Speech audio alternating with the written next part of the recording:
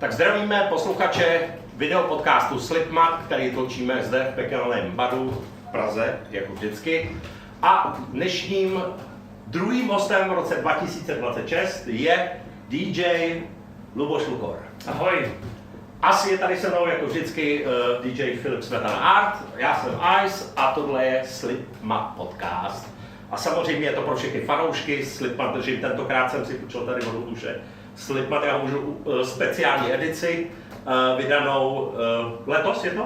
No, já nevím, je to limitovaná zlatá edice. Zlatá edice Slipmatu a vlastně všem DJům slouží pro to, aby jim deska klouzala už od roku 1878, je to tak? No, ale Slipmatu. Ne, pozor. Že jo, Luboši? Slipmat ještě neměli v té době. Ne, Slipmat neměli, ale desku už měli. No, ale šelakovou. No, to je jedno, ale byla to deska. Takže zdravíme všechny naše příznivce a děkujeme jim za podporu a samozřejmě děkujeme i našemu partnerovi, což je Raju SpaceX Audio a samozřejmě Rental s technikou. Takže dnešní host vydal takovou... Řekni ještě, a co máme říct na konci, že hledáme sponzora. Jo, hledáme sponzora, to pak řekneme na konci. Jo, jasně, jako vymyslíš, zaunačení. Už se musíme, protože naši diváci a samozřejmě posluchači vidí tu hromadu desek, kterou tady ještě nikdo neměl před sebou. Luboš je úplně speciální typ DJ. A vlastně ještě na začátek chci říct, že vlastně my jsme se poznali jenom takhle jako náhodou, viď, u vody. Tak. A chtěl jsem říct, když uvidíte takový zvláštní modrý kolo, viď, máš? Jedno modrý, jedno fialový, jedno zelený. No dokonce. Tak kde to kolo parkuje, tak tam je tenhle DJ. Takže hurá na tebe. My vlastně se známe rok a za ten rok jsme se už jako poznali a musím říct, že se vymykáš nám jenom obyčejným DJům. Ne, jako neobyčejný je i ten, který scratchuje, že nebo takovýhle věci, ale ty to máš posazený úplně jinak. A vlastně vydal si spoustu desek, který máš před sebou. Je to tak, tohle jsou všechny desky, vlastně, co jsem vydal na svých 3 labelech za posledních 10 let. A vlastníkem 3 labelů, musíme říct. A jeden je Keitai Records. Keitai Records, to je ten hlavní. Velký pak. To je to největší. Pak je Jukebox Records. Jukebox Records. A poslední je label 8-Bit is Enough, zaměřený na 8-bitové videohry, chiptune a takové věci. My jsme se měli nejdřív dostat k tomu, že si mě představit, že vlastně jakoby, ty jsi částečně DJ a částečně seš, ne, že by si ty desky vysoval, ale ty je vydáváš, děláš grafiku a kompletuješ je. Je to tak, zařizuju výrobu, prodej a distribuci. No. A mastering neděláš? Na to mám lidi, zařizuju, ale na to mám jasně. jako lidi. No. Ale tak opravdu to jsem DJ, sběratel hlavně a vydavatel. Já si chtěl říct, že právě tam máš jako výborně mastering, že jsi mi dal nějaký desky, jako naposledy říkal, že to je fakt jako hezky namasterovaný. Mám na to šikovný kluky, zdravím Patrika z GZ. Ne, fakt to bylo, jakoby ta hladina se mi to líbilo, říkal jsem si, i na to, že to je na 33, jak jsem říkal, to je jako ideální hraní, super. Patrik z GZ a ještě Martin, mám na to 2 lidi šikovný, který mi udělali výborný mastering. No. A vydáváš se jenom v GZ Media, nebo? Zatím se vydával jenom v GZ Media, ale jednou, když měli velkou čekací lhůtu, asi skoro, nevím, 3 roku, tak jsem to vydával ve Španělsku u lisovny Mad Vinyl. A to funguje tak, že oni si jakoby, když někdo chce vydat desku nebo desky nějaký tak si jako se tě ozve? Ne, funguje to jinak. Já hledám ty lidi, kteří bych chtěl vydat, si určuji já a já je sám zkontaktuju. Aha. Pro label Keitai Records většinou hledám na Bandcampu, podívám se, co tam je za novou muziku, co tam vychází, hlavně na tu, která je nejvíc oblíbená.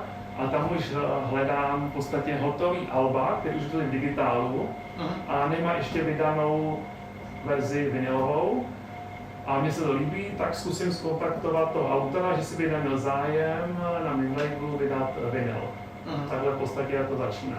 A o ty prodeje to se staráš jakoby ty, nebo ona? Ano, prodám to, Keitai Records prodávám hlavně na Bandcampu, 99%, kde vlastně já to přímo odesílám těm koncovým zákazníkům. Čili balím to, chodím s tím na poštu a tohle všechno dělám. Já jsem se koukal třeba na ty synťákové desky a ty tam máš toho spoustu vyprodaného. To je takový, jako, že už se to jakoby rozprodalo, že to prodává dobře a Je to tak, ale on je to hlavně proto, že to dělám v malých nákladech. Většinou jsou to 250 kusů, jo, takže proto je to A vyprodané. jsem viděli 500 něčeho. Jo, něco bylo i 500, No. no. Jo, ale většinou 250 kusů. Kous třeba ten byl 1000 kusů, ale to je něco jiného. No a třeba náš kamarádek, ten má 283, tak ten se prodává hodně dobře, ne? Ten se prodává dobře, udělám 250 kusů a prodá se to. A to uděláš 250? Jo. Já myslím, že víc.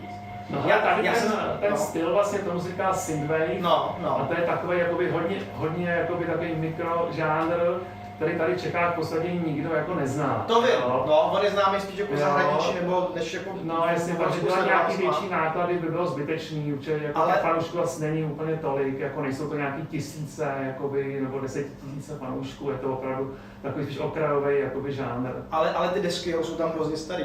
No, Víš, kolik to, Jo. ale to je desítky až stovky euro jako za desku. no. Za tady ty desky. No, jo, některý Některý- jsou vyprodaný, no, tak no. jako jo. A no, nebo A když jako- dojdou, tak Je tam, já jsem koukal, že já jsem na to s vámi koukal a nějaký ty, nebo 2-3 jsou tam takový, jsou nižší, ale drtivá většina, nebo to, co tam jakoby vydal, tak jsou fakt jako za různou raketu. Jo, víc než polovina už je vyprodaná. to je dobře. A potom samozřejmě na Discogs překupníci tam nabízejí za velký no, peníze, jasně, no, no, ale jasně. otázka, jestli to někdo koupí za ty peníze. No, Jsem když, A tak, když to někdo chce a někde jinde to není takhle koupí. ale a když dojdou, tak jsi schopný jako dolisovat? Ale kdyby byl velký zájem, tak jo, ale Jo. zatím se to ještě nestalo, že by byl tak jako velký zájem, že by mělo smysl ještě dělat jako další. A ještě jenom našim posluchačům řekneme GZ Media, nebo ty, kteří se v tom jako neorientují, to jsou vlastně Loděnice. původní Jo. firma československého gramofonového průmyslu, která prostě už za socialismu lisovala desky, potom jako to padlo, že jo, všechno schovali a znovu to vytáhli a teď znovu je to největší světová firma. Je největší na světě určitě, Jo. no. A já ještě mám zase to štěstí, že tam mám 2 známí, kteří tam pracují, dělají tam ty katy, takže se mi postarají o to, aby to bylo ještě vyřazané v nejlepší možné kvalitě, z kterých se to pak lisuje. Dobře, takže to jsou přátelé desky.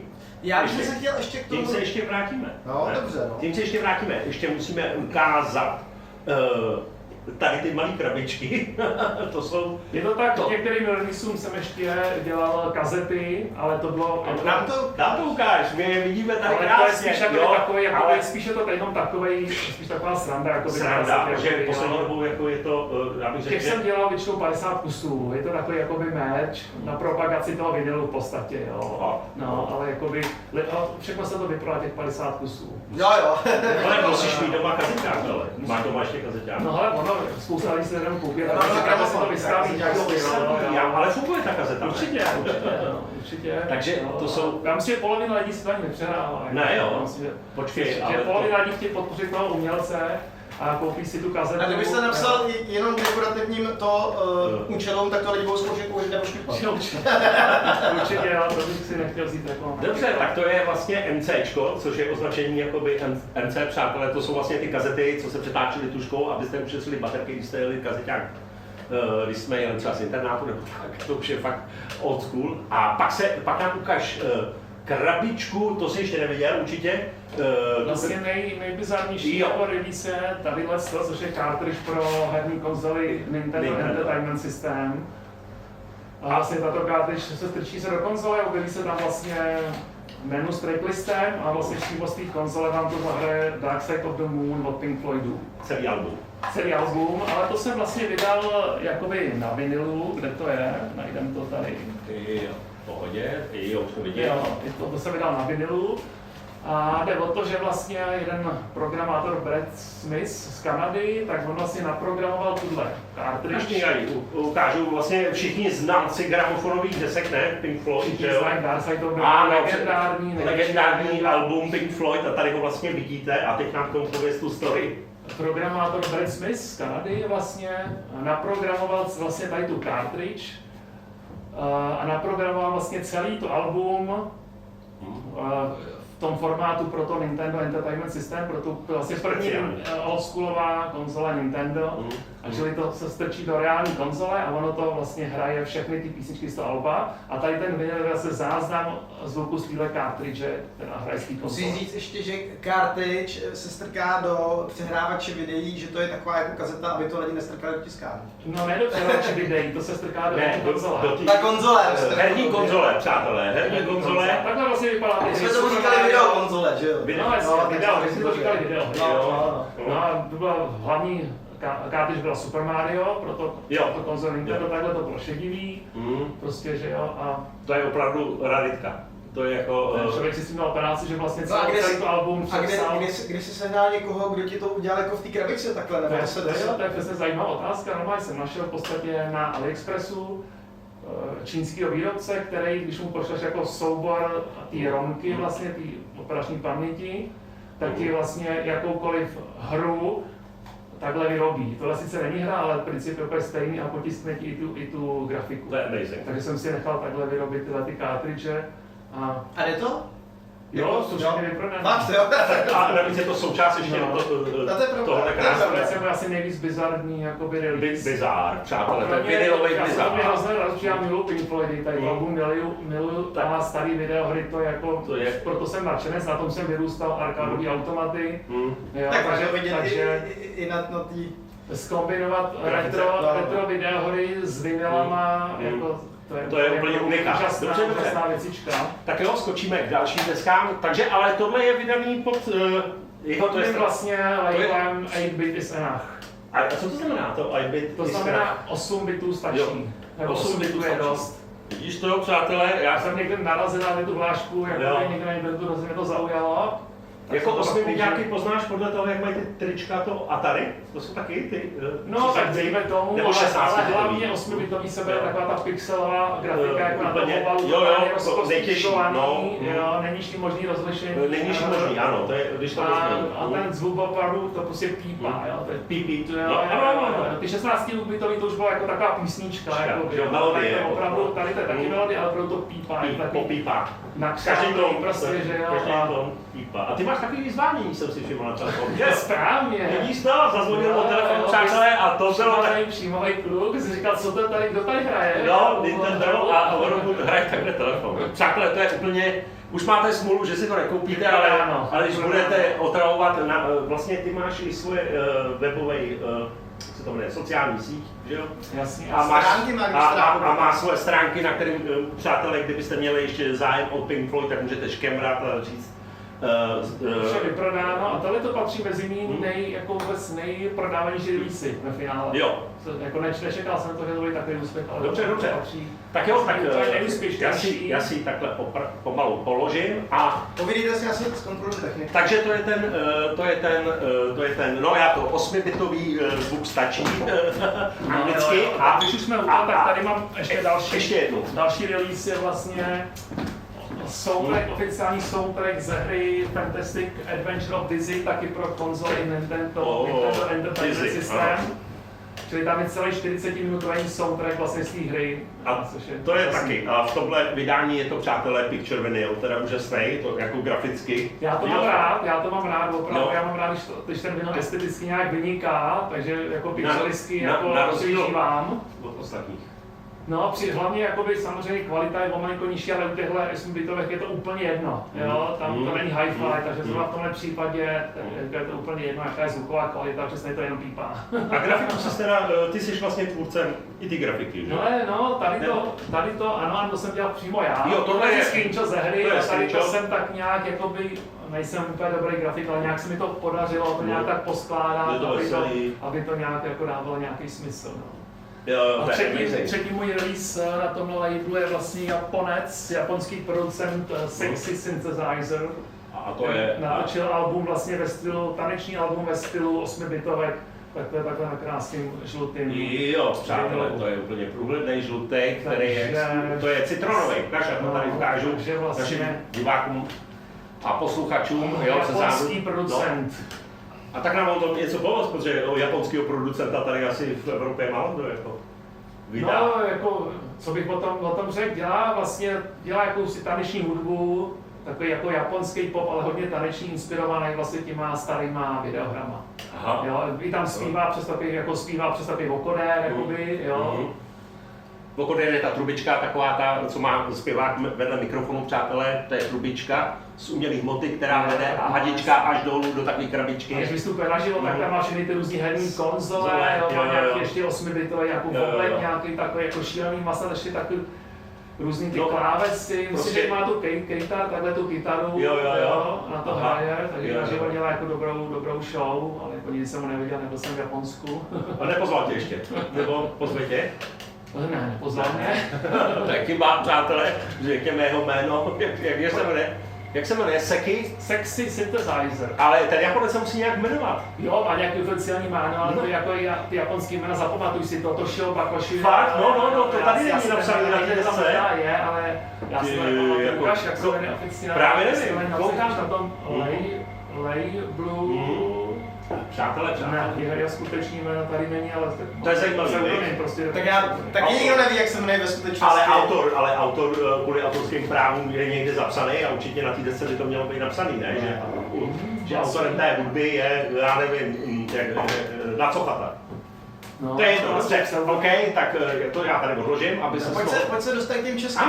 Ano, a teď se budeme... Ty vydáváš kompletně orla, ne? Nebo... Je to tak, že jako začal jsem kouřem, pak jsme se zkamarádili a vyšly z toho i další jako filmy. A třeba jdou dobře, jakoby ty děláš v podstatě soundtracky, ale je to čistý soundtrack, to je taky zvukový koláže, ne? Částečně. Hele, je to čistý soundtrack, doplněný o ty nejlepší z dialogy. Tak, no. Jo, čili je to soundtrack a i ty dialogy. Tam vlastně vždycky něco povídají, nějaké hlášky z toho, jsou tam vystřelnutý a potom nějaká melodie nebo něco. No, jsou tam všechny písničky, tak po sobě, jak jdou dramaticky, jak jdou v tom filmu. A doplněný o ty dialogy, jak jdou dramaticky v tom filmu. Takže ty máš tak trošku pocit, jakože koukáš na ten film, akorát je zkrácený do 40 minut.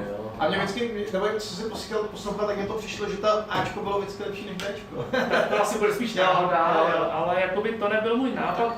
Tomáš Borel už ten kouř vydal ten soundtrack na CDčku v tomhle formátu s těma dialogama, čili to nebyl můj nápad, ale on už ty dialogy měl takhle sestříhaný. Ty a víš, že jsem to možná jednou hledal?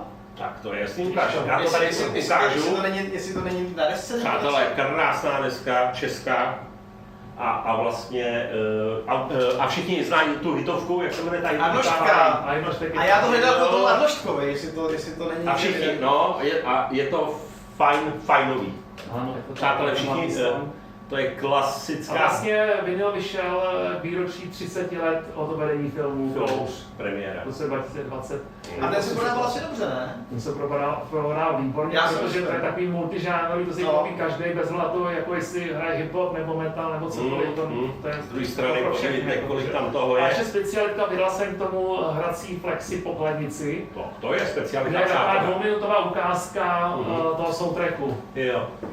A vlastně... To je pohlednice, která normálně hraje. Ano. Přátelé, já mám jednu doma, to je Spartakiádní. Suprafon to vydával v 60. letech, já jsem velký sběratel tady těch pohlednic. Takhle, aby to bylo vidět. Vlastně doma toho Suprafonu a už od začátku jsem říkal, že by bylo dobrý jako vydat nějakou taky takovou pohlednici. Jak jsem zjistil, jak to udělat, a Gazette Media je možná jediná firma na světě, která to umí. Přátelé, tady je zvukový záznam, takže... Ale to asi moc dlouho nevydrží, ne? Ne, vydrží. Jo. Hele, já si možná vydrží, ale kvalita je hodně vysoká. No jo, kvalita, ano, je to lakovaný papír, ne? No ale oni v těch 60. letech to dělali líp. Ten papír byl pevnější, byl tam takový, co mám doma, to je 60. No, oni to dělali, bylo to mnohem tlustší, bylo ten plast, tam to byl pevnější, tohle to má je vohneš.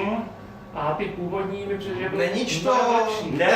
Ne, to je jenom takhle, víš, jako koukám, protože já mám dva větší. Má to být rovný. Ty původní jsou rovný a tady vidíš, že ale to ramínko, já vím, ale při tomhle přehrání, kdybychom to tady zkusili, tak to ramínko, ta dynamika, to prostě úplně sežere a stejně to... No ale ty staré pohlednice byly rovnější, z 60. let hráli líp. Tak přátelé, pokud máte neskonalou lásku k deskám jako my a k vinylům jako takovým, tak tohle je sběratelská raritka samozřejmě.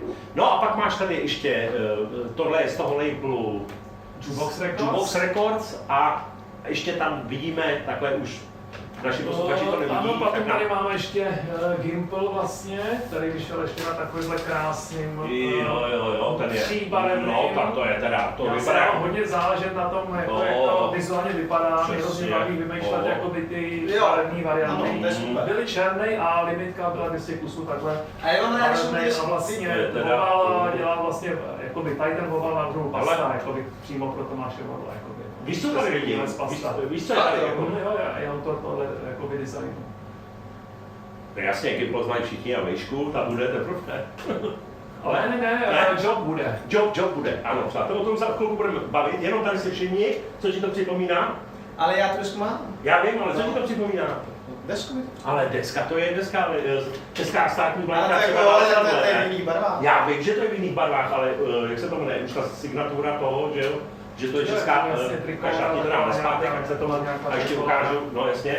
A už vyndáme i další desku, což je, co tady máš pro nás? No, ještě tady je Cesta z Prakticky. města vlastně, další vlastně Jo. série od Tomáše Vorla je Cesta z města. Tu Filip tady ukáže, takže přátelé To Gimple. vlastně to je film z roku 2000. Mhm. No je to úžasný, že někdo vůbec takhle to vydává, viď? Nás by to jako nenapadlo, ale vlastně, když si vezmeme, ano, jo, Volka Polívku ze Zbylko, přátelé. Ty texty písní. Texty písní.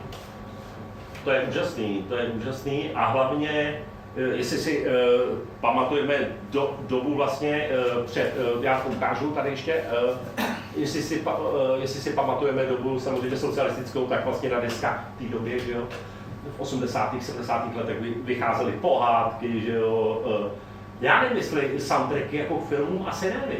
Velmi málo, třeba Jo. vyšel, že já Nosta Karlštejně, Návštěvníci, něco vycházelo. Úplně fakt minimálně. Ale třeba ty jsou nejlepší od Zdenka Lišky a Luboše Fischera, ty nevycházely, ty vychází až teďka. Jo. No, takže to No. nejlepší bohužel nevycházelo. Dobře, takže to je jedna z těch, aha, no, To je věc, chci říct. Records. Jukebox Records, já jsem Union Records, jsem hlavně. Dobře, tak to jsou ty filmové melodie a v dohledné době vyjdou dvě, nebo jedno? Vyjde vlastně pokračování trilogie Gimple, Vejška a Job, který byl A Job. minulý srpen, byla premiéra v kinech. A vyjde to kdy? Já doufám, že to vyjde do konce léta, no, srpen, zatím to vypadá srpen. Dobře, tak to my tady určitě zveřejníme, jako jsme ti propagovali tu, viď? To byla krásná deska, doufám, že ji máš tady, ale už naši jako posluchači viděli Samanthu Fox, k tomu se dostaneme. Tak se dostaneme k té Samantě rovnou. Rovnou k té Samantě, no, protože on má první připravenou tamhle, počkej, to je taky tady. Ano, samozřejmě, no. Já jsem přiznal, že jsem nevěděl, kdo je Samantha Fox, já jsem asi No, mladý. To je nějaká hodně mladý teda. zpívající modelka, ne? Nebo herečka. Je to tak, vlastně v 80. letech jakoby její jadra byly všude. Jo. Její jadra už od dětství vlastně provázejí, začala jako modelka a potom začínala zpívat. Natočila nějaký alba. No, samozřejmě byla. Ale jako, třeba mě to zajímalo, jako prodává se to, nebo jako je o to zájem, nebo že to jako... Ona má opravdu fanouškovskou základnu už od těch 80. let, ty fanoušci jsou opravdu skalní. No, to jsou takový ty, že jako Ty starší, chlapy. starší, ne? Jo, určitě. A ale pak jako ona začala zpívat potom později, nebo kdy? Já myslím, že začínala zpívat někdy v roce 85-6, No takhle. jo, čili... Já se přiznám třeba, jako není to můj styl hudby, který by mě bavil. Já třeba mám rád ten popík starý takový. No, to je nebo Touch Me, 90. Samantha Fox, touch me down, ne? Je to tak, je to tak, no. Ale já to třeba neznám. Na to, ale na to, prostě 80. 90. tady na to všichni na diskotéce si zahrají Samanthu, jo, a všichni, a pozor, i metaláci v té době věděli, že Samantha Fox, už jenom když viděli Samantha a to Fox, že jo, tak věděli, že touch me, Jo, prostě k tomu 80. nepatří, a Takže to bylo jako já jsem nevěděl, že to je, jako, že to je známý track, já jsem to je jako tak, že to je něco jako Známek není, tenhle track známek Tenhle? není. Není. Tenhle track známek není. to je právě ono, že to ještě s tím tu story k tomu, že si kontaktoval, nebo jak to bylo, Ano, jak se takže to dostal. Historie je vlastně ukáž taková, mi, taky mi podej a já ji ukážu zase našim divákům a posluchačům. Posluchači mají smůlu, ty ji neuvidí, ale diváci uvidí. Krásný a samozřejmě to... tady, jo, někde ještě tady mám i takhle, ten tady nemám, ten asi, Co? takže No, to zašlo tak, poster. že hudbu vlastně, tady k tomu single, hudbu a text složil kluk ze Švédska, John Agebjorn. A já jsem někdy v roce 2022 objevil ten švédský projekt, to se jmenuje Sally Shapiro, což je tady ten Johan a zpěvačka. A oni natočili asi 3 alba, je to takový retro taneční elektronika, Ital disco, mě se to zalíbilo. Ty alba se dobře prodávaly, tak jsem říkal, že by bylo dobrý nějak s nimi spolupracovat, ale všechny už alba na vinilech vydali, tak říkám, tak co takhle, že bychom vydali 7palec. No právě 7palce žádný jsem nevydal, tak nakonec jsem se rozhodl, že vydám 7palec Picture Disc. Tady což je ještě? K nejnovějšímu albu vlastně 2 titulní songy, na každé straně jeden. Takže vydali jsme 7palcový Picture Disc. A já jsem vlastně 2 roky na to zjistil, že on natočil tady ten song se Samantha Fox. Tak jsem si říkal, to není možný, jak to o tom nevím, jak je to možný, že tady ten kluk zrovna. Tak jsem začal pátrat, jak to vlastně vzniklo.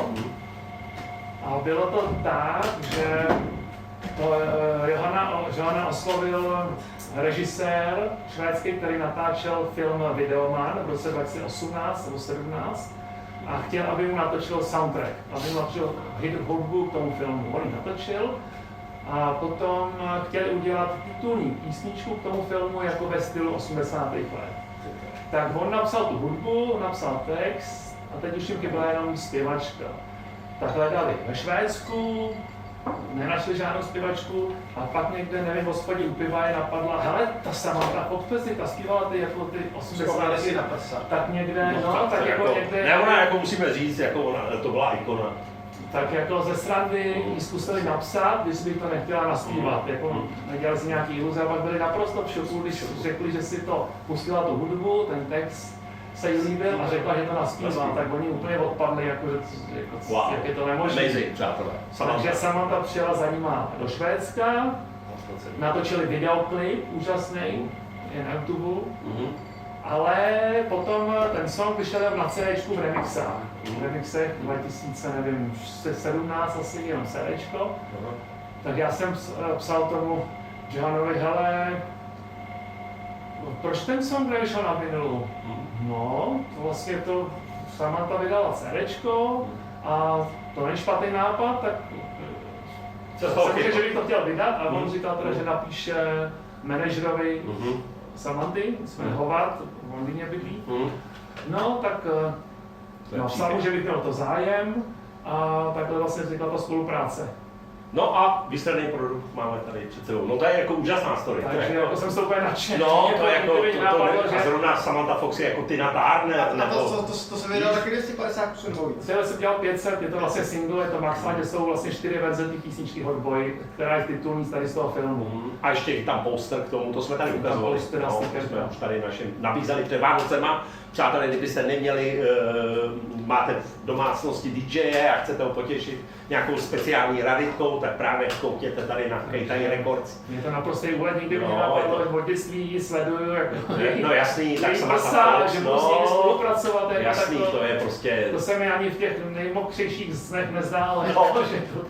Dobrý, tak skočíme na další desku, úplně tam, já ji vidím, že jo, to je ta speciální, co má grafiku, přátelé, to je jediná deska, která na světě... Já jsem opravdu hrdý, protože na světě ne, ale... Ne, já jsem tam úplně taková, jakoby... Ten krásný lentikulární vlastně 3D obal. Nevím, co bude vidět, ale je to úplně super. To není nejlepší, ne nejlepší na světě, no to je nejlepší na světě, když je tvoje, ale... Každopádně. Ale... Jediná, není už pár takových, jako mám. Přes takovouhle desku s 3D obalem, přátelé, jsem ještě fakt, jako, že už jsem toho viděl dost. Jo, ono se určitě to bude vidět, prostě. A hlavně, přátelé, už jenom... Ale počkej, je to dražší víc, jako by nechat to udělat tím stylem, nebo... Ale tady tomu se říká lentikulární folie, vlastně lentikulár, a ty folie jsem nechal vyrobit v Číně. Přišlo mi to poštou a já jsem to přivez do GZ Media a tam mi to nalepovali na to, tam to nalepili. Takže další to určitě je, musel jsem to koupit v Číně a oni to tam museli nalepit, ale povedlo se, sedí to tam dobře.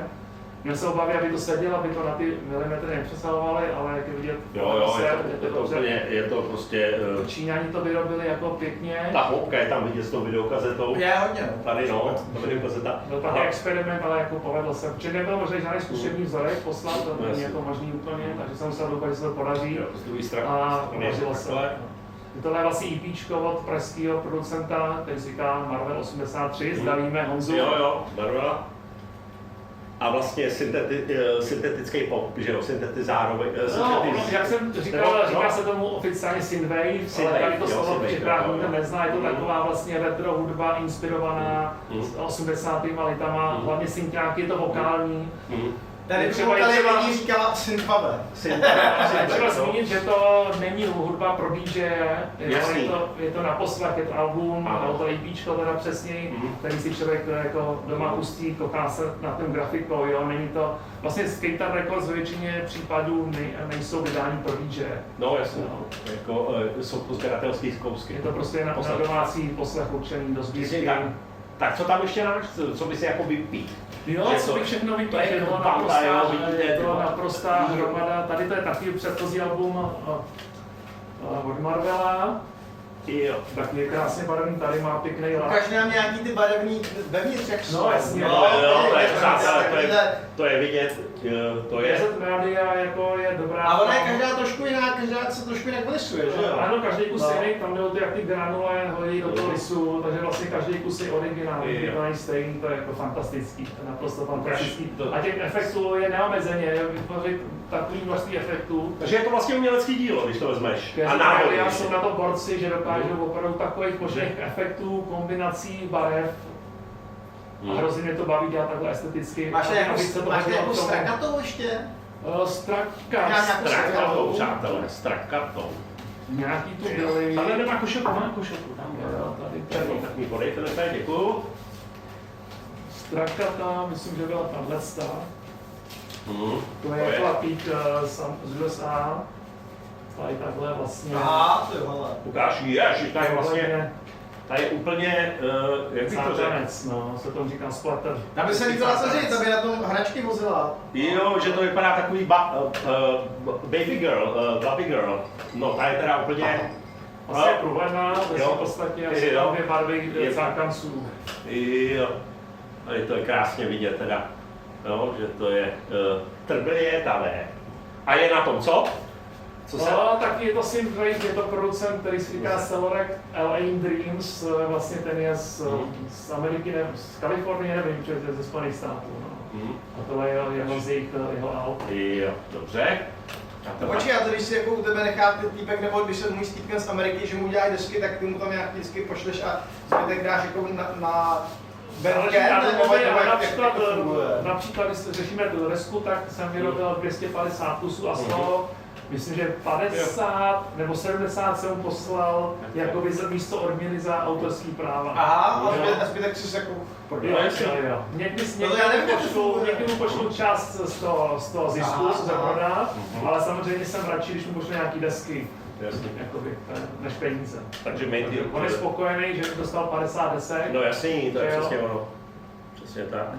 Že interpretovi jde hlavně o to mít to, že jo, na vinilu, že pro ně je to známka kvality, že jo, protože co si budeme povídat. A když se ti někdo ozval nějaký DJ, což jako v Čechách si myslím, že v celku reálně, že by chtěl udělat jako desku, tak mi uděláš taky? Nebo děláš jenom hele, kluci, to je tak, že musel bych to hodně dělat research, jo, ale jak říkám, pro DJ to jsou většinou singly, mixáče. A ty musíš hodně dostávat do těch distribucí, jako je těžký si je prodávat sám. Jako takže tady to třeba jako se ty alba se prodávají jakoby líp a je snažší prodat alba než jako singly. Jakoby, no. V dnešní době vlastně víc lidí si kupuje desky jako víc posluchačů než DJů. Takže je snažší prodat jakoby desky pro posluchače než desky pro DJ jako v podstatě. Ale to si myslím, že pro ty DJ, já když se třeba podívám, jak se prodávají staré desky na diskosu nebo tak tam je spousta desek, které prostě jako byly nic moc a vyšly a nikde se to pořádně neprodávalo, no. A teď jim to tam všude leží, jako dají ti to za euro. No samozřejmě tak jako je spousta desek, které nemají svého kupce, ale časem ano, protože No, není to, jako je spousta, který se nikdy nedostali k tomu, aby to mělo hodnotu. Ne, takže jde o to, kdyby se mi to líbilo, viděl bych tam potenciál, viděl bych, že ten DJ, že třeba hodně lidí ho sleduje na sociálních sítích, to je důležitý, aby měl hodně fanoušků, tak potom bych se nad tím zamyslel, jestli to má cenu. A máš ještě něco ukážeme, než se dostaneme k tvým oblíbeným deskám, tak co bys tam ještě stíl? Co tady máme ještě? Co to bychom tady Hromada. No, Hromada to je 22, si říkal, viď? Od Keitai Records. Jo, jde o to, že vlastně jsou krásně No, to už se proneslo, než se to neslo. No, to je jasný. No, tady jde o to, že prostě každá vypadá, prostě tady ta patří taky jako mezi zajímavý vizuální. Jo, vlastně všechny. Všechna vypadá prostě trošku jiná. No, tahle je taky pěkná, modrá. Přátelé, to je, co to je za druh barvy? To je oceánová modř? Nebo, jo, je krásný, je to úžasný teda. Takhle vypadám, když jdu v 5 ráno z hraní. No to je jasný, celý modrej. Když je špatný člověk, nebo je mu špatně, tak dej košilku. Jenom tam ještě... Tady to je teda zajímavý, vlastně tohle je kompilace, jo, tam opravdu já jsem vlastně vybíral tracky na kompilaci. Všechno tady to jsou alba, které byly hotové, ale tohle je vlastně jediná věc, kde jsem vlastně, kde je 10 vlastně producentů, 10 autorů, který jsem já sestavil, jo, takže tam vlastně na to mám největší jakoby producentský podíl. Zařazoval jsem celou tu grafiku. Tady v těchto případech už ten autor měl tu grafiku připravenou v digitálním vydání. A tady jsem musel zařizovat kompletně vlastně veškerou grafiku. Ale jim třeba říkáš, jako je použít tam takový barvy, aby mi to tam sedělo do labelu, nebo že to máš jako vlastně v jednom stylu. Jde vlastně o to, že třeba autor má takovýhle obal a já vymyslím, aby ta deska k tomu barevně ladila. Tady ti ukážu, jak se to povedlo v tomhle případě. A já jsem to udělal takhle, aby to k tomu ladilo barevně, vidíš, jo? Takže já se snažím, aby to ladilo s tím štávrem, s tím obalem. To není ptáček, nějaký orel, nebo co to je, vrána? Vrána, no, spíš. Vrána je taky ptáček. No to jo, ale... Tohle je zrovna chlapík z Maďarska, z Budapeště. No, igen, takže zdravíme naše maďarské posluchače. Ale já ti řeknu historiku, to je mimo. Jo, mimo. Když to vidím, máme v baráku straky a tchýně jim říká sojky. No, vidíš, no, ale tady člověče, takže to je Maďar. To je maďarský producent teda? Je to tak, říká si Neon Odin, já mu říkám Neonový Viking, který se podíváš na ten, jako vypadá na tom, tak to je prostě Neonový Viking. Jako to no, nevypadá jako ten Viktor Orbán, ale vypadá jako ten, jak se to jmenuje, vládce moří, Zeus, taky rozevlátek. Ano, trošku. Že jo? Ne? No, tady ta deska zní jako výjimečně oproti posledním releaseům, protože vlastně je to kombinace synthwaveu a metalu. A zároveň ten chlapík ještě tam hraje na jako tradiční skandinávský nástroj hudební, který si sám jako vyrobil ze dřeva. Jo. A sám na to ještě hraje. Tady vidím runu to má. No jasně, takže tady to zní hodně jinak než tady ty veškerý releasy, vlastně tam jako Keitai, je tam trošku je metalu a tady ty tradiční vlastně severský nástroje. Vlastně Švédové víc jako severský národy víc táhnou. No to je Maďar. Rokový. Ale přátelé, spojitost mezi Maďar... Asi on je Maďar, to se neměl vůbec začínat. Na to není nic špatného říct, jenom že vlastně ugrofinština je maďarština, přátelé. Igen a Meglepetiš a to je Ojanděk. Ojanděk je překvapení. Takže to je velice zajímavý. To je jako, stojí to za to. Dobře, tak skočíme. Samozřejmě je tam další spousta desek, ale... My jsme tady byli dlouho. No jasně, že po každý, ale vy všichni si můžete podívat na tvým fanpage, že jo, a na... Keitai Records. Keitai na stránkách. Ještě si jenom zeptáme, co je vlastně Keitai Records. Co to? Keitai? Nevíš, co to je Keitai? Keitai je hudební nástroj, který se používal vlastně v 80. letech a je to kombinace vlastně kláves a kytary. Čili je to taková ta kytara, která místo struny má klávesy. Fakt, jo. Neviděl jste nikdy ty staré... Michal David to měl, něco takového. Ne, i Michal David. Ale vidíš, ne, Michal, no jo, že to dává klávesy. Jo, že to držíš vlastně. Říká se tomu Keitai, takhle jako název. Protože já vím, co je to, sitara, že jo, to je vlastně, to jsou řecký... A vlastně to je kytara maďarsky. Máš tady někde? Můj první release byl Damocles a on právě hraje takhle na... Ano, přátelé, no, takže to je prostě, je to piano který držíš v ruce, přátelé, je to piano, není A to... když jsem ho vydával, No, viděl jsem a tady tu drží se fotku, tak jako mi kytara. napadlo, že by ten můj label se mohl jmenovat Kejtar Records, protože tady ten nástroj jako mě vždycky fascinoval. Jako, Indikátor. A pán tady křičí, ale dobrý to je. No. No a No, on už je mu 60, tomuhle chlapíkovi, on už DJuje, on je tady ze Švédska taky a on už od 80. let vlastně dělá DJ, tak tohle byl vlastně můj první vinylový release. ještě, že jo, ten digitální, jako tady, že jo, Font. A vlastně tady vidíte, přátelé, ty kazety, že jo, mixtapy, tady v kazeťáku. Ale pojďme to posunout. A fázu Zasekl indikátor. tady. No, to bychom se zasekli No, strašně. no, no. Tak jdeme k tvýmu DJingu. Počkej, řekni nám ještě, jsme potom chtěli, aby si nám vzal 5 desek, nějakých svých zajímavých, oblíbených, něco prostě jako 5 nějakých, Nejoblíbenější něco, desek. tak no. To pojď. Tak nám řekni. A hraješ nějakou z nich nebo ne? Ale určitě jo. První z nich je sedmipalec kapely Chicago a slavný song Street Player, který je vlastně známý tím, že vysamploval ho Kenny Dope ve svém projektu Bucketheads a písnička The Bomb. Bon. A to je vlastně, Ale to je nějaký disko starý. je to disco z roku 79, ale vlastně kapela Chicago je spíš rocková kapela, ale po filmu Horečka sobotní noci hodně rockových kapel jako zašli trošku koketovat s disco soundem, písnička, ne? že jo, třeba A my jsme zpívali mezi nohama. no, takže je to Da, vlastně rocková mezi kapela, nohama. která vydala tady ten slavný disco song Street Player, Přesně. ale nebyl moc známý, ale Kenny Dope, když někdy v roce 95-6 natočil tu krásnou desku The Bomb od Bucketheads, to miluju, to je To hrajeme všichni, prostě úžasný. samozřejmě Taky máme mám všichni. už 14 minutovou verzi, ale v dnešní době vlastně už mám radši to originální. O tom se Nejlepší ten 12 palec, ten jsem kdysi měl, byl ve špatném stavu, tak jsem ho prodal Goldstarovi, zdravíme Goldstara, ale moje vášení 7palcových vinylům mě zavedla tady ty 7palcový verzi. To určitě hraju. Dobře, já ji ukážu lidem a jdeme další. Co tam? Další jsou Left Field a jejich song Open Up z prvního alba Leftism z roku 95. Left Field a Johnny Rotten ze Sex Pistols, jako naprosto fantastická věc, jako určitě jako všichni známe, tak to jako, když je příležitost, tak to rád zahraju, protože jako ta hudba je skvělá a jak on tam zpívá ten vokál, tak to je prostě to je úžasný, naprosto úžasný. Jdeme na další. Další je vlastně takový disco funk z roku 1982. A je to člověk, který se říká D-Train, Epic D-Train.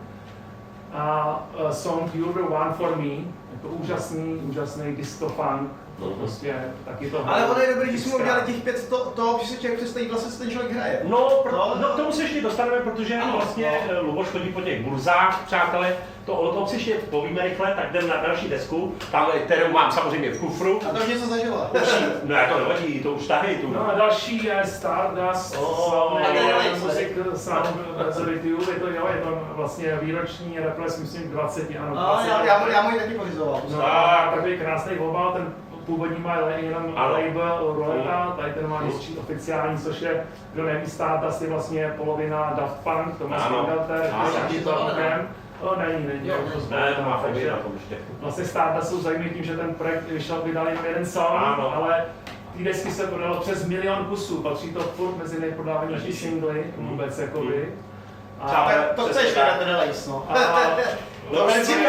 Ten si měl vydat, přátelé, Lukor měl. Je to jako nostalgický zážitek, pamatuju, sobota, Roxy Shake, Michal Loutka to prostě hrával absolutně a to bylo jako finále vlastně.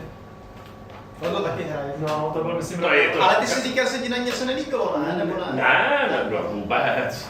Právě, že... Je na tom releaseu. Tady na tom releaseu je ještě navíc udělaná matrice té rulety. Jo, je tam je to side vinyl. No, samozřejmě. Je to úžasný song. Amazing, přesně. To každý DJ... Jako v tom Roxy to hrálo. To každý DJ musí mít kufru, to je... No, to je to tam prostě hrával. Ty jsi výjimka. To vždycky vrchol toho večera. Přesně tak. A potom tady máme album od Pink Floyd, album Metal z roku 71, mám hrozně rád Pink Floydy. A tohle je pak čistá psychedelie. To asi ten song Metal je známý z jejich filmu Pink Floyd Live in kde to hráli Pompeji. Natočili vlastně o tom film a to hlavní song je z toho, je to Echoes, hlavní song je Echoes, to je přes celou jednu stranu je ten song a to je úžasná psychedelická prostě jízda, naprosto dokonalý zvuk, takže Pink Floydi, White Album, Medal. Takže to je tvoje top 5, viď? To tvoje pětka samozřejmě. A jestli je zabavil. Ne, on si je to dává bokem odkládá ruce. No a samozřejmě dostaneme se, přátelé, k tomu, že vlastně já už jsem s tebou na nějaký ty burze byl a vlastně tak nám to popiš, jak funguje teď současně. Jako, ty jsi stal po burzách, ale já tam spíš prodávám. Já vím, to právě, přesně tak, protože ty máš co prodávat a pak kšeftuješ. Je to tak, na burzách je to ještě jinak. Já totiž na Letní v kavárně Nová doba ve Žmarově ulici mám takový malý vinyl shop, takový vinyl koutek, kde prodávám second-hand vinyly. Ty jsou tam normálně každý den dostupný, každý den si tam může člověk zajít, koupit si nějaký vinyly z mýho mini shopu. A to máš přímo jako prostě jako klasický jako shop s vinylem, jako mini shop tam máš? V podstatě jo. Koutek v kavárně, takový malý koutek. Takhle. Takže prodali to barmaní. A kde to je? Řekni, ať to všichni slyší. Kavárna Nová doba, Heřmanova ulice, na Kamenický, na Letní. Na Letní, v Praze. A to je tvoje kavárna, nebo to je kavárna někoho? To je někoho cizího. Já to nevím, tak... Zdravíme Ondřeje.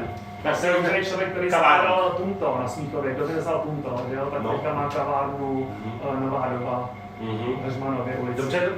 No. Nová doba starý desky? No, když je nějaká vinylburza a já se tam chystám zajít, tak ty desky z té kavárny tam přivezu a prodávám je tam. A zároveň ještě tam prodávám ty svoje. No ale jak funguje, vysvětli našim posluchačům, protože třeba ty DJové už o tom ví, že jo, nebo vlastně na těch sociálních sítích? Většina vlastně, co prodávám v té kavárně, tak minimálně polovina nejsou desky pro DJ. Tam je rock, pop, je tam taneční sekce, tohle ale jinak je tam hip-hop, jasně to nevyplíže, ale pak je tam rock, pop, takže není to zaměření čistě pro DJ. Ano, samozřejmě, ale nás nesledují jenom DJové, protože vlastně tenhle podcast je celkově o vinylové kultuře. A vlastně vím, že na té burze, co jsem byl s tebou, to bylo na Praze 1, že jo? Jo, to bylo na Petrském náměstí. Na Petrském náměstí, v létě, atmosféra úžasná, kávička. No, něco nám o tom řekni. A vlastně viděl jsem tam i tvý kolegy jako DJ, teď jsme ho jmenovali, Goldstára, a ještě někdo tam byl takhle, ne? To jsou kluci ze Studia Paměť, zdravíme, mají taky label, vydávají úžasný český soulový servipalce. No určitě si je budeme muset vlastně Studia Paměť je národou Petrského náměstí. A jednou za rok, myslím, v srpnu, pořádají právě tam vinylovou burzu, kde jsem i hrál jako DJ s dalšíma. Přesně tak, tam spousta prodejců, jako úžasná pozvou. Atmosféra. No určitě, to je to v létě. A vlastně, no, a je to taková Amerika, člověče, když si tam sedne, dáš si kafičko, jo, tam jsou tam stolečky. Pod stín, jsou tam stromy, takže to v létě ve stínu, ty kapely tam nějaký hrajou. Ty teda ty desky někde nakoupíš a pak je prodáš, jo? Nebo je to tak, většinou je kupuju z Německa. Jo. A je to prostě vinylová burza, takže přijde zájemce, prohrabe ti tvoji nabídku, pak může třeba i licitovat po ceně, že jo? Je to tak, nebo?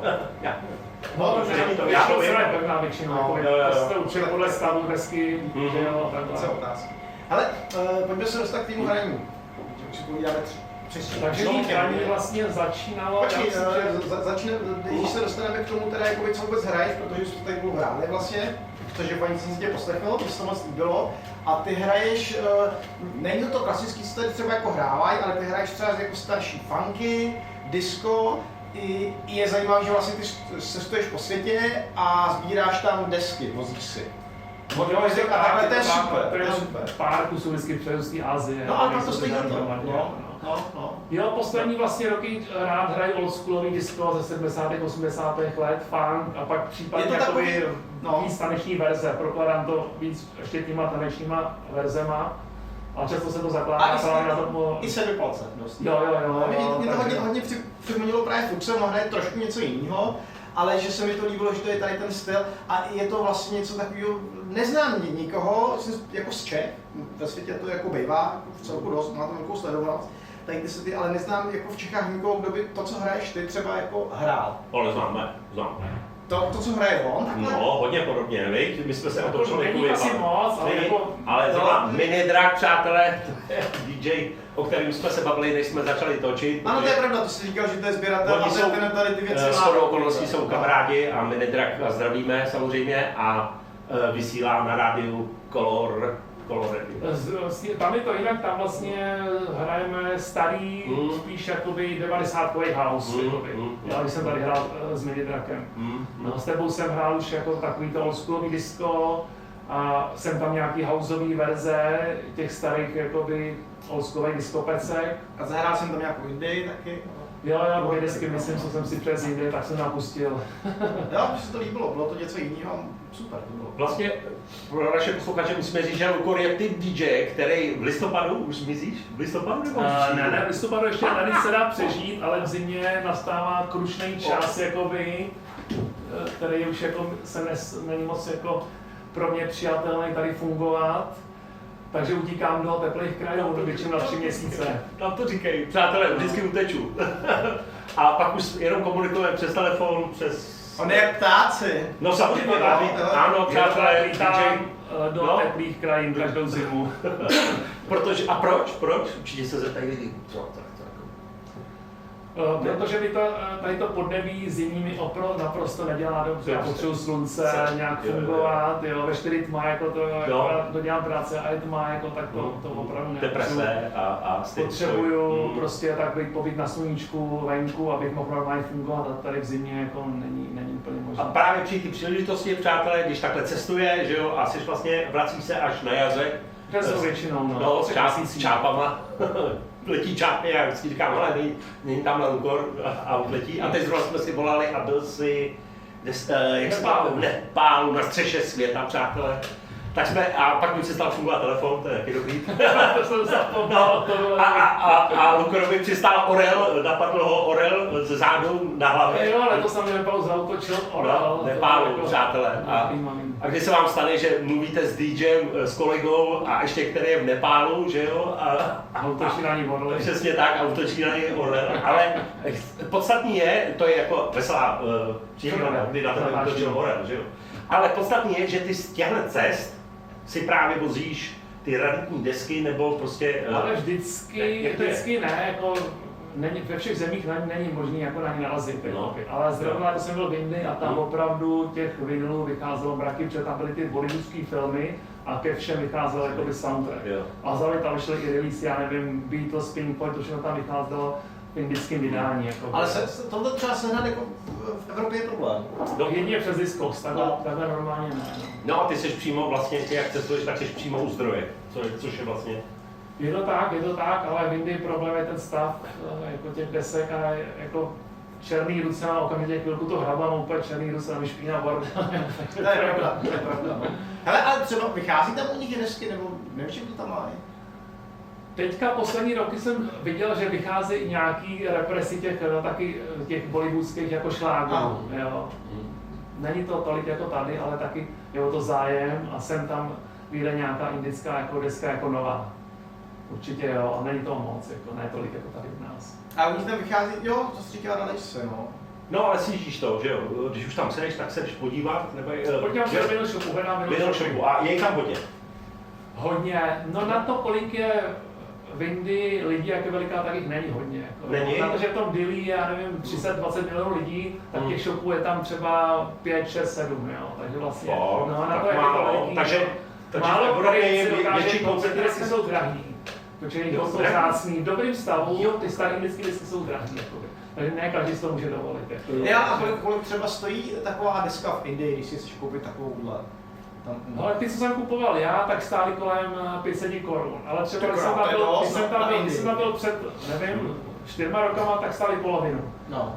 Což říkal mi to jeden člověk v jednom shopu, že vlastně ten vinylový boom, který u nás začal někdy před 10 a víc lety, tak někdy začal asi před 2-3 rokama. Možná o 10 let. No, tak já jsem to stihnul tam ještě nakoupit za ty normální ceny, teď už je to vybraný, jakoby, a už ty lidi koukají taky na Discogs, ty prodavači. Jo. Taky, takže už ty ceny se zvýšily se ty ceny. No ale zase musím se A to pochopit. jsem kupoval jako ty desky, které nejsou ultra raritní. Jasný, jsou no. desky, za které bych hodně chtěl, dal bych za ně 2000 korun třeba, jo, což jsem jako nechtěl úplně. Teď pak jako A viděl jsi nějakýho indického DJ taky? indického DJ No, z vinilu jsem určitě neviděl. Ne jo, tak A oni mají konzole, málo. Jo. Hele, indický DJů z vinilu je opravdu hodně málo, by si spočítal asi na prstech jako Jedný. možná 2 rukou, ale na to, že jich tam je 1,5 miliardy lidí, tak jako, takže mastí, takže... no je tam no, čupiky. takže jako málo, Na čupiky málo se se mám viděl. brát. Tak takhle, ono vinyl je drahej, že jo? No Jako. dobře, ale... Ale jako ta technika, všechno to je drahý. techniků si to No. koupí jako ne, že jsou DJové, ale že chtějí mít tu desku, je to prostě jejich kultura, tak chtějí mít součást historie indický, tak mají ty desky, ale málo který z nich je DJ, se kupují jako na poslech, že to chtějí mít ve sklíčce. No dobře, a nabídl si tam taky svoje desky? Ukaz někoho? Hele, ne. Aha, ne. To nemá? Už jenom je to, jak říkáš, hodně by to bylo těžký, to Já vím, že to, samozřejmě, to jo, ale... je to křehký. Jasný, ale vlastně to nemělo mezený, tam to nikdo jako nezná tyhle věci, takže šance, že bych tam jako prodal toho mrakiem. A co se tam teda poslouchá? Mimo Punjabi MC, bollywoodský? Nejvíc. Ale dobrý, že ty Indie vlastně kopírovali ty západní styly, tady v těch 80kách, tam dělali indický disco, jako naprosto bizarní, což nikde jinde v Ázii moc jako nebylo, v Thajsku nebo v těch ostatních zemích, tam jako tohle jako To by nebylo. se mi líbilo. Tam dělali vlastní hudbu tradiční, ale ty Indie opravdu, kteří si kopírovali ty západní, dělali cover verze, ale i vlastní jako disco, funk, rare groove, prostě. Jo, nejzajímavější deska je z roku 82, jmenuje se Ten Ragastu tu disco beat a vlastně jsou to nějaký takový ty indické melodie, ale ve stylu acid houseu. Jo. Ale problém je, že v té době acid house neexistoval. To je jasný. A tady tu desku objevil nějaký jeden... Jestli je to někde v digitálu, pošlete odkaz, mě by to Jeden digger z Holandska, co jezdí do Indie, objevil někdy před 10 lety a byl úplně v šoku, jak je to možný.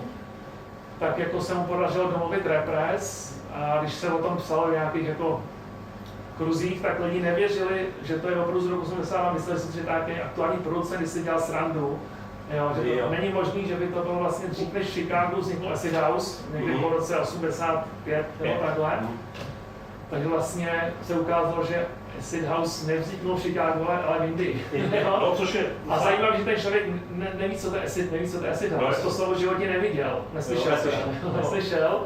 Nevěděli, když se na to lidi ptali, tak on nevěděl, o čem je řeč, on jenom si koupil Roland 303, začal s tím kroutit a nahrál to prostě. A tehda samozřejmě v Indii to nikdo nepochopil, takže se prodal hrozně málo kusů. A původní tady ta je třeba 1000 euro, tady ta původní indická nahrávka. Třeba 1000 euro minimálně. To je ještě deska ještě s obrovským příběhem a to taky dělá. No a zajímavé, že ten člověk má to málo lidí, má to velký příběh. Ten člověk někdy před 10 lety, co vyšel ten repres, tak poprvé v životě byl slavný a měl posledně turné po světě. Bylo mu 65 asi. A měl turné, ten vydavatel mluvil o represu turné tady po Anglii a on hrál normálně v klubech pro mladý lidi. Jo? A vlastně hudbu, takže kterou si počkal 30-40 let vlastně počkal na to, až byl slavný. To je taky příběh zajímavý. Ale už před pár lety bohužel zemřel, ale stihnul tu slávu. Je to zajímavé, že to stihnul. Ty roky slávy a pak zemřel. Stálo mu za to vydat desku. U tebe. Hele, ještě nám řekni, než budeme končit, řekni nám techniku, co preferuješ. A jak jste se vůbec nedostali k němu, jakoby, jak hraje v Čechách, jak hraje takovýhle věci? No to je pravda, to je pravda. Já to hraju spousta, no. Poslední roky jsem nejvíc hrál vlastně takový to, to oldschoolový disco, jako New York, Philadelphia, funk a takovéhle věci a z nich měl občas to chodit nějakým jakoby s tanečníma verzema. Ale když jsem začínal, tak jsem v podstatě hrál v 90kách, techno, hip-hop, všechno možný. Já jsem si prošel, když jsem hrál, jsem si zahrál od roku 98 jsem poprvé začal hrát. A začal jsem prošel jsem si hodně stylama. V klubech undergroundem, nebo jsi začal někde v nějaký komerční prostory?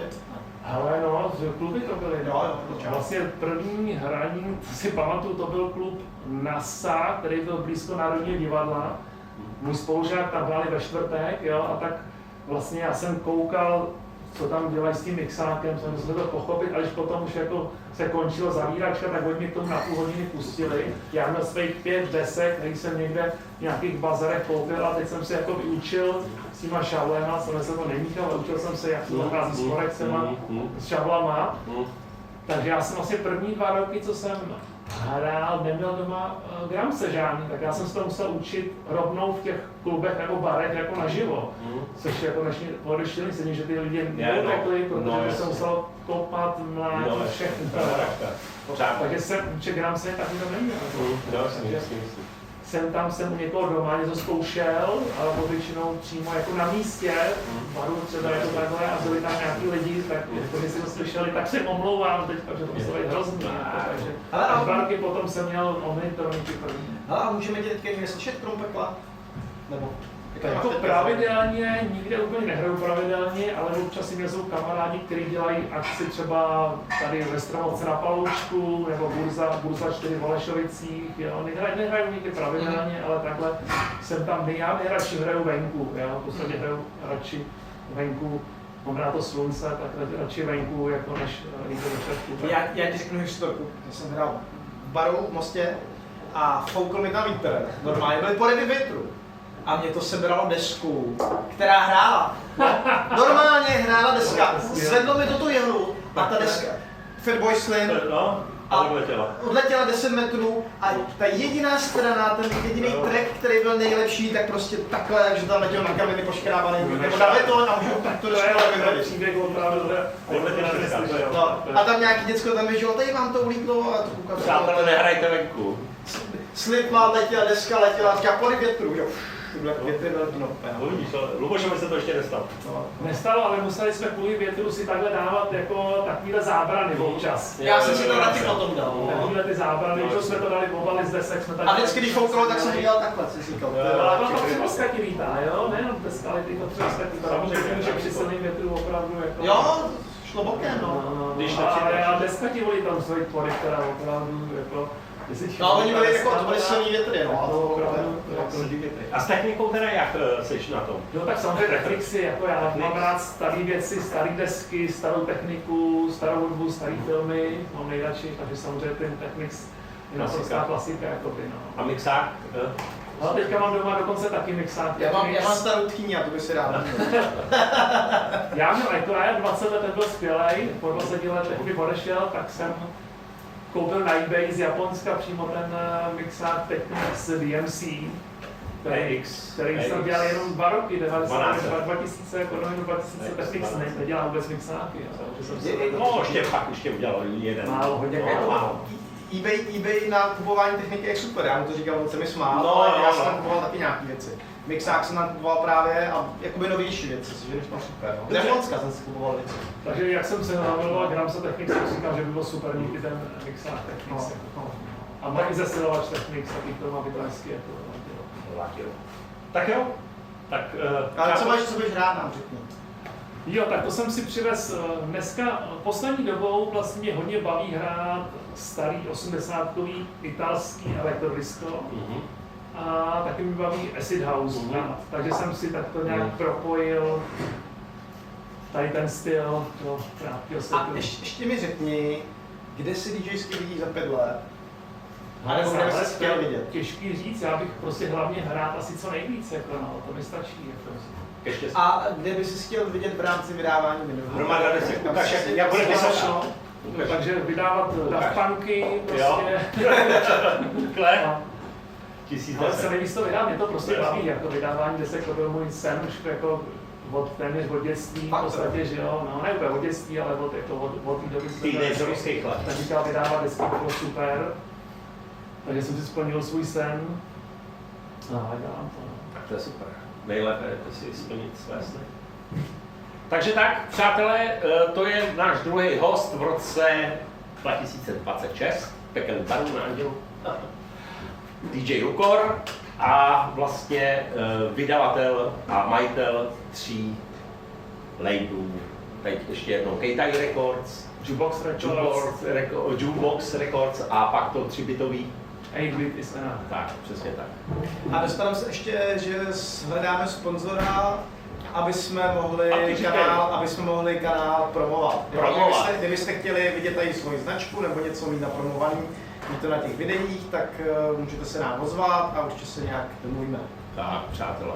Jinak nám dávejte lajky, sdílejte odběry, nebo odběry a lajky, jak je to? Jak chcete. Ale samozřejmě přesně tak. A hlavně nás sledujte pro všechny příznivce videového podcastu. Slipmat se s váma loučí z pekelného baru, DJ Ice, Smetana Art, Filip Smetana Art a dnešní druhý host, úžasný, který vydal spoustu desek, Luboš Luko.